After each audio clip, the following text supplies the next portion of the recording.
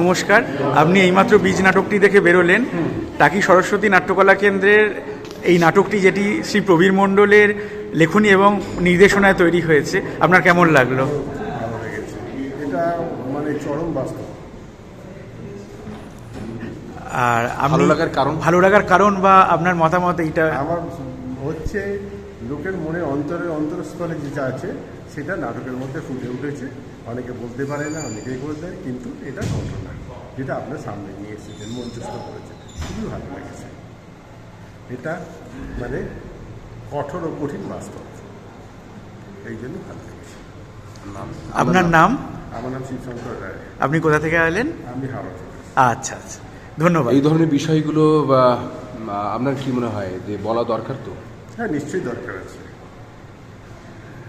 মানে সত্যিটা লোককে জানানো দরকার আছে। কীভাবে এলো অন্য কথা। প্রেজেন্টেশন অবশ্যই তো অতি কী বলবো, মানে মনোমুগ্ধকর। ধন্যবাদ দাদা। ধন্যবাদ।